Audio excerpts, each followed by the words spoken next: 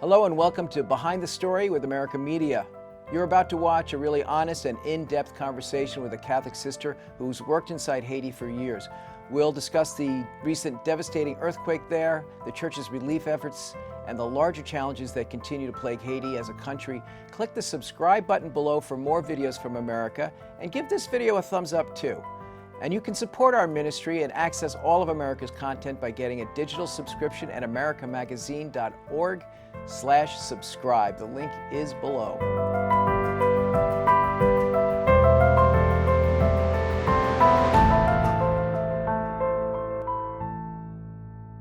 Joining me today from Lodi, New Jersey is Sister Marilyn Minter. Sister Marilyn is a Felician sister, part of a long-term Felician commitment to Haiti.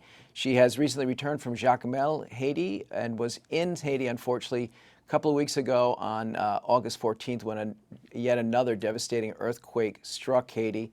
Sister Marilyn, thanks for visiting with us today. Can you tell me, you were there when the earthquake struck. It was a 7.2 Richter scale earthquake.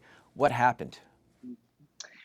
First of all, thank you so much for having us on today, or having me on today, because it's a joy to speak with you and a privilege. You know, on August 14th, it was 8:29 in the morning, but an hour before that, it was very interesting. The cows, the goats, the dogs, all the animals were like going nuts. And we were just kind of talking about what's going on out there, you know? And at 8:29, I'm sitting in my chair, finishing praying with the word, and my chair begins to shake like crazy. And Inga, who was in the next room, she yells out, "Oh my God, it's an earthquake. Run, get out of the house." We have two other sisters who live with us, and they're from Poland originally, and they've never experienced an earthquake before. So what had happened was they ran out. I'm just in a shorts and t-shirt.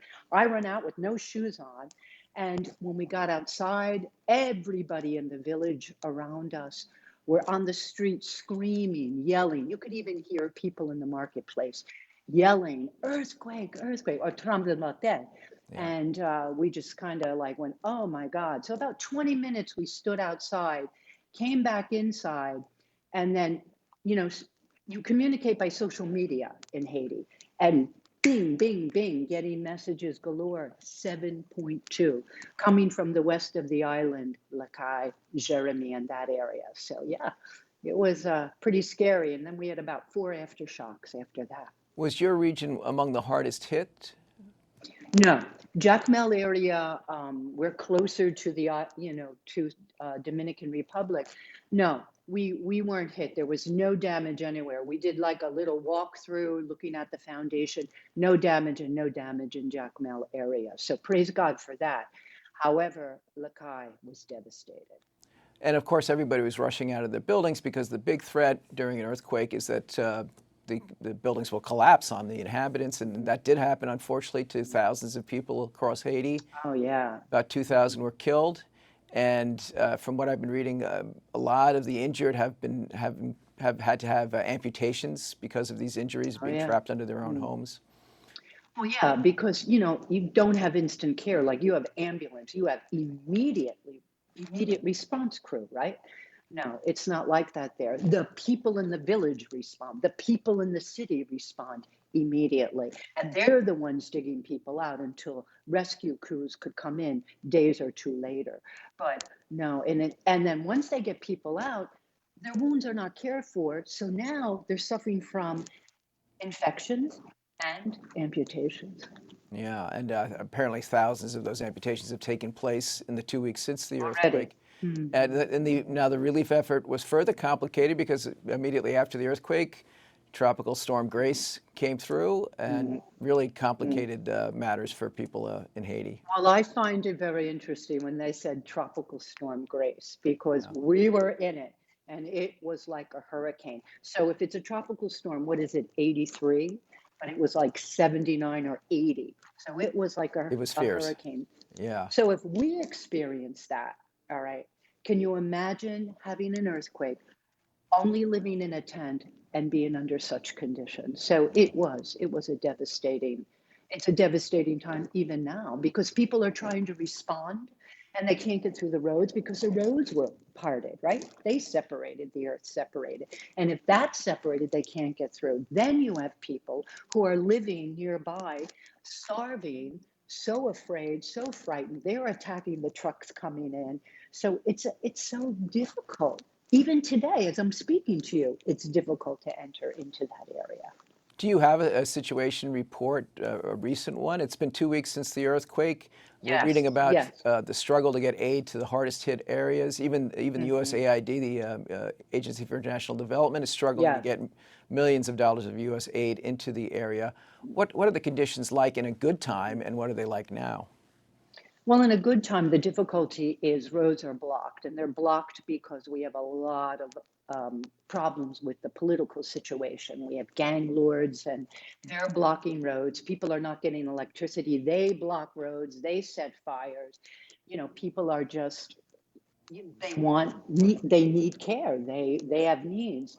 And so with the earthquake situation right now, you have trucks coming in, but people waiting on the side of the roads, and they're in such a state that they're attacking the trucks and they can't get through. That's right now. Okay. We have a doctor. He's studying to be a doctor. He's in his residency in Hinch, and he and his classmates went the day of the earthquake in the afternoon, and they got there. They got through on motorcycles, and they were serving the people for about a week. He came back to Hinch. He's leaving Hinch tomorrow, Wednesday, with medications. We sent money to him to purchase medications, bandages, and stuff like that, like amoxicillin and alcohol bandages, stuff like that.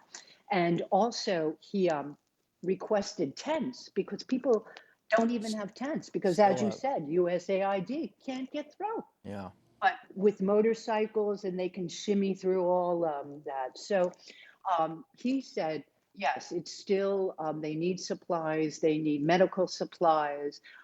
He, talking about clean water. So what we have done is we purchased buckets and filters, water filters. And we have a team in Jacmel, and we were advised to wait just a few more days this week before we go there, because it's still a little bit of chaos right now. And then our team will train women with a bucket and a filter, and they will then give clean water to other families. So we have about 60 buckets and filters that will be going to Lakai from Jacmel Now, by the end of the week. are you planning to go back anytime soon, or what's? Oh, yes. In the beginning of October, we'll be going back to Jacmel. What we're doing now is we had already planned this, to send down a container with supplies and different things that we use with all the programs that we have. And so we had planned this already before the earthquake. But now, since this earthquake, we're kind of filling up that container with supplies that will be needed. Because what happens after such a tragedy like this, you have a lot of people like NGOs and places that want to respond immediately. And then a month goes by and nothing's left. Yeah. And with nothing's left, what happens if you go to the hospital and you can't get an aspirin? What happens if you don't have a bandage? So we know that the aftermath is where the need is gonna take place. Yeah, I mean, after this earthquake and the tropical storm, there's an acute need, obviously, an acute humanitarian need. But it does seem like we only hear about Haiti and respond to Haiti's problems Hmm. in the aftermath of, Hmm. seems like one crisis after another, unfortunately. Right. And people need to hear that Haitians are survivors. They're people of hope.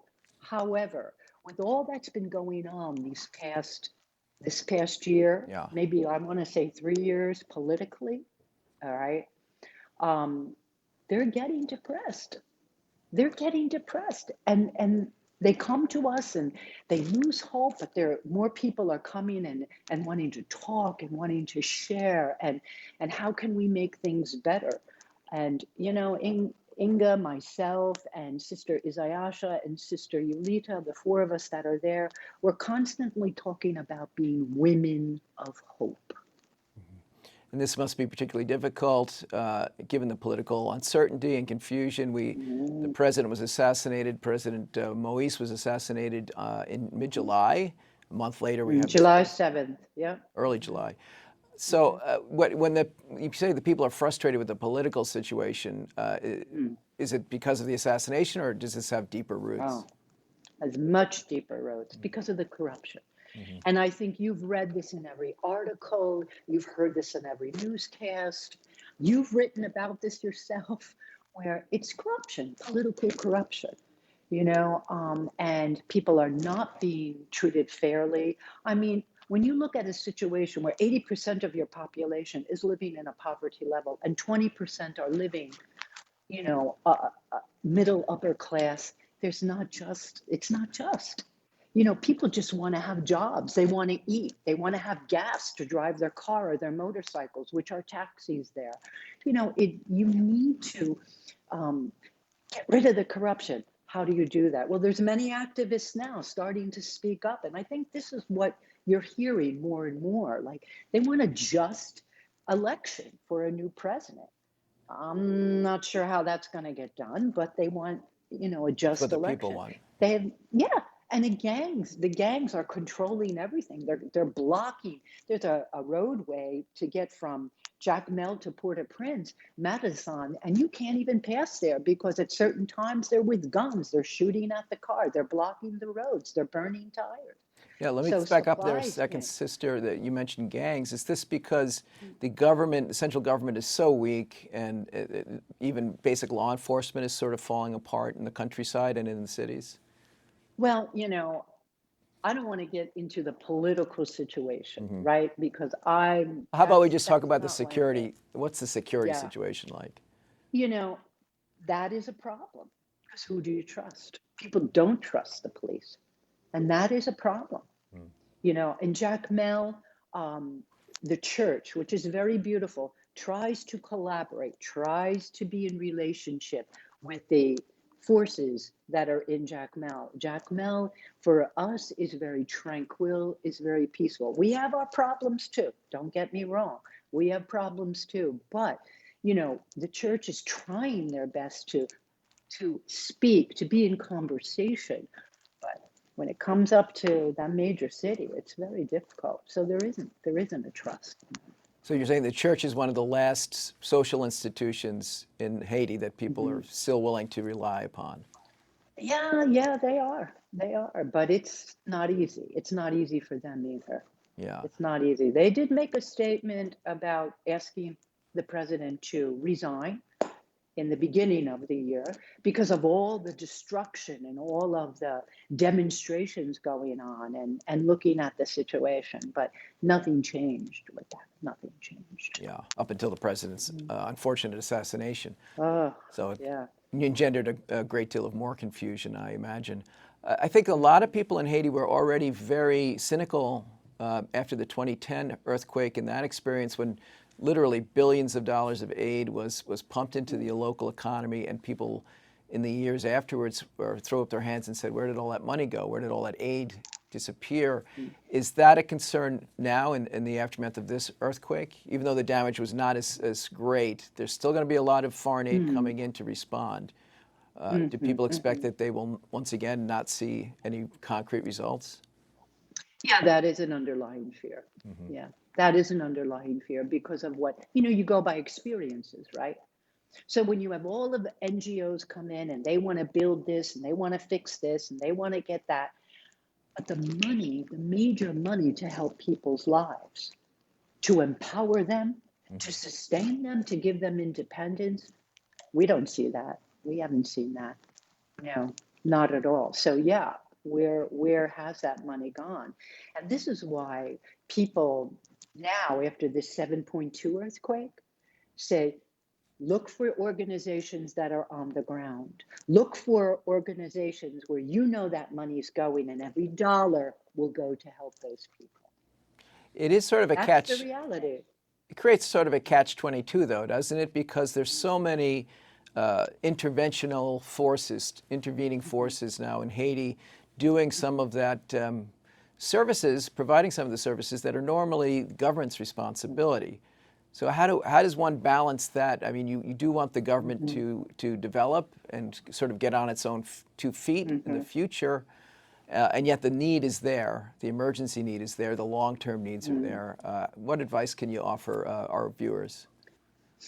That is a good question, and that's something we've thought about many, many times. And I think one thing is when you have a situation like this, you use the people on the ground to help you. They will lead you to what is really important and what you really need. They will give you the list of exactly what we need here in this situation. I'm going to give you just an example of, we need bandages stat. That's what we need. We don't need a new toilet in the backyard. Okay. And people come down and they say, well, I think you need a new toilet because you don't have running water.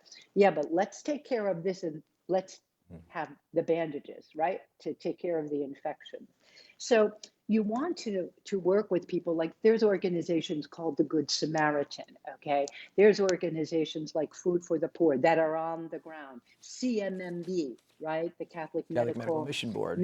Yeah, they have people right there on the ground who know exactly what we need, and the kind of medications that will be needed, or even materials to build homes. If you're going to help people build their homes, get the person to build with you. Don't do it for them. Get the Haitian people to build their own home. And if you could give them the materials, you would be amazed at what they would do with that material. You see? It sounds like you're very close to the people of Haiti. Is that sort of the message here, is figure out a way to listen to the people of Haiti and not make decisions in Washington or New York about what they need to respond to this crisis? Exactly. You need to be in relationship. You need to sit face to face and listen. We have a mobile clinic, okay? When we started that mobile clinic, we visited because we figured, okay, let's start with 4 villages, right, in the Diocese of Jacmel. And we would go into the village, and you had your mayor, you had your elders, you had the principal of the little school, right? And you had the women who would sell in the marketplace. And we gathered in meetings and we said, this is, we understand you have a need for a mobile clinic. And so we listened to their needs. Yes, they did. They needed medical attention. And how could this happen? We could use the parish church, the Catholic parish church, and anybody would come on this particular day. So that was a need. We heard the need. We didn't go there with, okay, we're going to come here and build a hospital. Another example, Canada and Japan wanted to build a hospital after the earthquake of 2010 in Jacmel. All right. They built state of the arts, right? State of the arts. Couple floors, maternity ward, got an emergency Sounds wonderful. room section. Doesn't that sound great? Yeah. After they built those rooms, they left. No supplies, no God. medical equipment. No. Now tell me, how are they going to run this? Was the government going to give them money? It's a government-run institution. No, it's closed, or it's only working, because they're not paying doctors. They're not paying their nurses. So where do you think the people are going for medical care? Mother Angela Clinic, run by the Felician Sisters of North America. Well, I guess it's a source they know. Doctors. Yeah. So this is what I think you're right. We can walk in relationship, accompany our Haitian brothers and sisters. But when you accompany people, you work together. You don't give things and then walk away. That's not what it's about. It's about walking, accompanying, being in relationship. Does that make sense? Yes. And I know perfectly. that's probably a nun thought, but it's like, Sister Marilyn, we were talking about the way poor Haiti lurches from one humanitarian crisis, natural disaster, to another. And of course, a lot of your efforts and other NGOs in Haiti rely on donors here in the United States and Europe. Are you getting any sense that donor fatigue is setting in and people are getting, I don't know what the right word is, frustrated or exasperated with continuing to contribute to Haiti? Or do you find that the generosity is still there and people are willing to help out? Okay, so first of all, our mission is not an NGO. We're not an NGO. Mm-hmm. We're a mission. We're a community that is working in relationship with our Haitian brothers and sisters. Okay, that's the first thing. The other thing of being in mission, in living and being church, okay, being a representation of church, um, we don't find people are having donor fatigue. Mm-hmm. But I think it's because we are constantly sharing the story of empowerment, of sustainability, of independence. Okay, so that's the first thing I would like to say. I think in big organizations, and I mentioned this before, CMMB, just building a beautiful Catholic hospital up in Port-au-Prince, and its usability and availability. Um, I think they show people that your dollars are going directly to the people of God, to the people you want it to go to. I think you have smaller groups that are, building schools, or, we don't really believe in these orphanages that they, because really there's no orphans. It's just that people can't take care of their kids there. Okay. Yeah. But there is that support, and it's the thing is we need to collaborate and work together so we don't double efforts, right? And that's something we in the Felician Haiti mission are very, very aware of. Not to double efforts, you see? Mm-hmm. Like there is no mobile clinic in the Diocese of Jacmel. All right. If there was another one, like for instance, there was a Baptist church that built a clinic up in Cap Rouge. And we said, well, then why should we go there up in the mountains if the people could come to you? They're not open all the time. You see? So you got to listen to who's doing what's going on here, how is this happening? Next, we're building a bakery. We're in the process of Try and wanting to provide some build a jobs for bakery. people. Exactly. Yeah. We researched the area. Are there other bakeries? Yeah, there's one bakery on a corner there, but that takes care of one zone.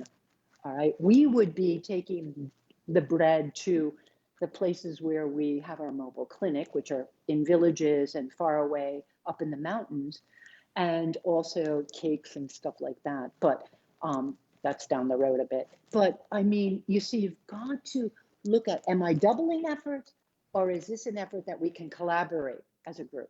Do you Does that think make now there's sense? so many? Yes, it does. A Mm-hmm. great deal. Mm-hmm. There are so many. There's an alphabet soup of Catholic services, Catholic Relief Services, CMMB, many Mm-hmm. others. Mm-hmm. Those two, perhaps, Caritas International, yeah, Caritas Internationalis. Mm-hmm. Do you folks? Do you feel like you mentioned collaboration and relationship with the people of Haiti? Do you guys have a good collaboration and relationship among each other? So as you say, you can avoid duplicating services or Mm-hmm. not provide things that aren't necessary.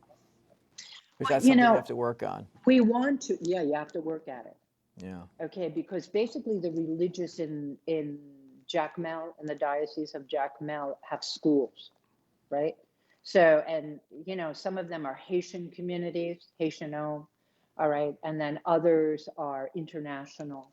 And we don't want to start a school. What for? When empower Haitians to have their own schools. So we have sponsorship, right? Mm-hmm. So we tried to collaborate, especially with the mobile clinic. And I will give you an example. Before all of this political uprising started, and before we had the after the president was assassinated, and now with this earthquake, we would have mission groups come down, volunteer mission groups, not only for Felician mission, but also other mission groups. And they would have medical mission visits, right, from different groups in the United States. And the problem with that was they would come down, they would give medication away, start somebody on blood pressure medication or find out they're diabetic, give them 90 days of medication, and then after 90 days, what happens? They're off to the So next we crisis. Yeah. Exactly. So what we did was we tried to contact different mission groups and say, you have a medical mission. And we talked to the priest and we talked to Caritas. There's a medical mission. Tell us. We can do the follow-up. So you see what I mean? Collaborate, work together so that we can help people. Now, when you have a medical mission, if you give things away for free, there's a medical mission here and you can have free consultation and free medication. You'll have 500 people. What good is that? When you have a mission like a mobile clinic like ours, we ask them to pay 100 gourds, less than $1 for consultation with the doctor and any medications they would need. And now we have, after doing this for 8 years, now we have groups where we go to our different places. We have groups where they come once a month, they get their renewal of their blood pressure medication, they pay 100 gourds, the doctor keeps records of how this is helping them. Do they need a change? Do they need an upgrade, right? But you see, this is working together, having some kind of sustainability with them. So that's just one little example of, I think, working together and trying to collaborate. It does seem, though, I mean, it sounds like if you're going to commit to working in Haiti, you better be in it for a long haul.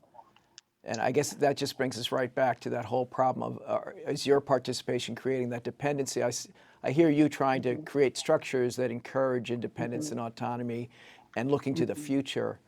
But it does seem like without that government being able to step in, because really, who would you be handing these responsibilities off to? The community of people not necessarily equipped to run a bureaucracy to keep something like a medical service going. Is that deeply frustrating for you folks? You're looking for a partner to join with. It could be, yeah, it could be. And I do depend on different people, especially getting medicines, medications. I used to go to Port-au-Prince when that was a big problem. I figured, okay, now let me go to the Dominican Republic. And then when COVID hit, the borders closed. I couldn't do that. I depended on people. I depended on CMMB. I depended on other doctors, right, to help. So it's really collaborating. When we talk about humanitarian aid, it's working together. It's working with Haitian doctors. It's working with Haitian nurses. It's working with Haitian teachers. It's collaborating. Yeah. And isn't that the body of Christ? Isn't that what this is about? Yeah. This is about proclaiming the good news, the gospel. And it's about discipleship, missionary discipleship. And we're just trying to follow the plan that Jesus Christ gave us. And this can happen. But when people start taking for myself and don't share it, that becomes the problem. Yeah. That becomes the social sin we talk about, right? Sister, if you could share a little bit about some of the historical and economic realities that contribute to this problem of structural dependency in Haiti. What is important for us to understand about the history of Haiti and, for instance, its problems with international debt over decades now with France? Corruption. That's the first word that comes to mind. Corruption, okay? Yeah. When Haiti fought for their own independence, okay, even at that point when... This is back in 1804, I believe, was the... Yeah, you had Dessalines, La Saline, and all of these leans, that were fighting for their freedom. Even at that point, people get power. And if you don't understand power and how we can use power to help one another, I think it can throw people off.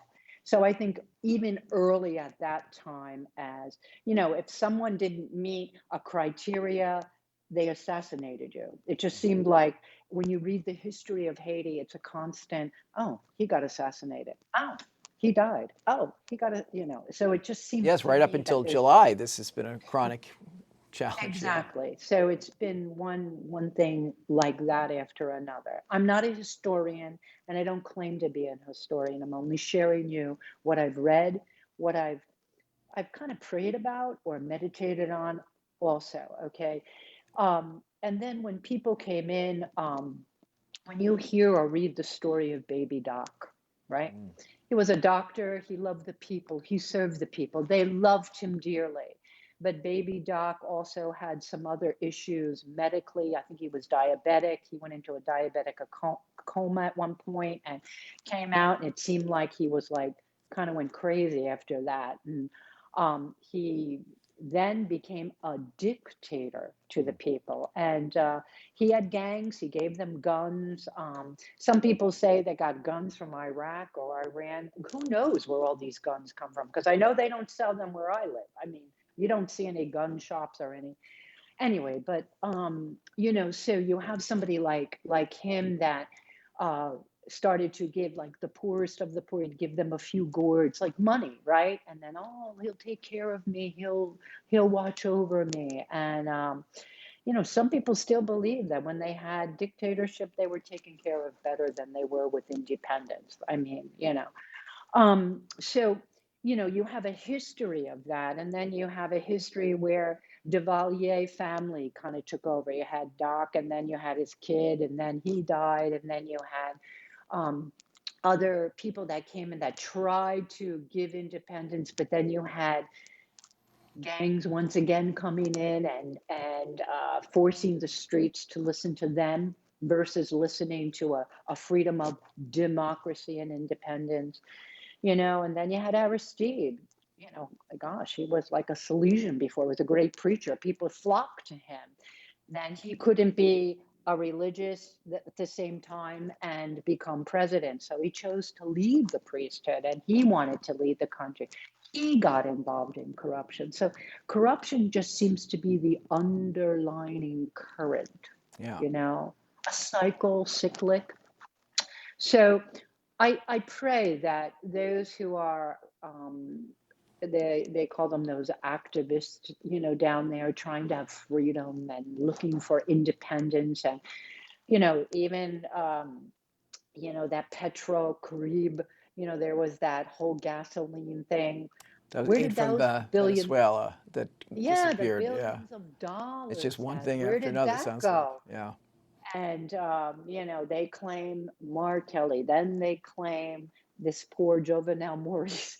I mean, so it's like I'm not getting close to any of that. Yeah. What we want to get close to is young people in this generation to be empowered, look for ways to be sustainable and independent, and move forward. And education is the key. Education's the key, let's face it. You mentioned how people are suffering from a great deal of disappointment, cynicism, now malaise about Hmm. seeing positive change through the political process. Hmm. That must correlate a little bit to the spiritual sense of the people of Haiti. What are you Hmm. finding? Are they spiritually exhausted by the natural disasters, the struggle with unemployment and poverty, and Hmm. this ongoing problem with the political dysfunction? Are they just Yeah. how does that leave a body spiritually speaking?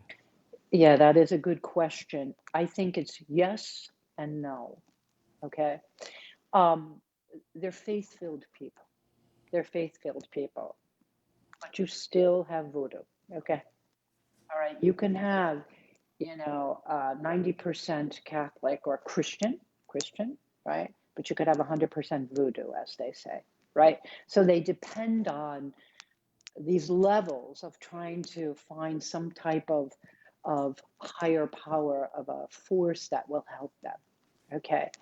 The churches are packed. The people come to the church, praise, worship the Lord, But when it comes to the day to day living, wondering where my next bag of rice, my oil, my bread, where will that come from for the next day? Because they live day by day, because we live among the poorest of the poor.